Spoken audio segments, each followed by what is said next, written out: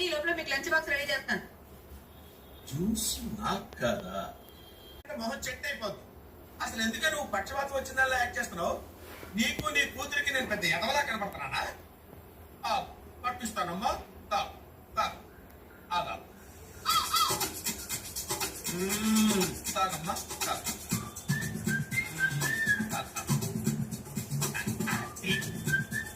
అదే తాగేసావు నువ్వు తాగేసావు. జ్యూస్ పట్టించిన వాళ్ళకి మూతుడని తెలీదా? అమ్మా మేము ఆఫీస్కి వెళ్ళొస్తాం, సాయంత్రం తొందరగా వచ్చేస్తాం, నువ్వు జాగ్రత్త. అలానే ఏమే ఎలా తాగించాను చూసు, చంపేస్తా నాకు పెట్టుకున్నావు.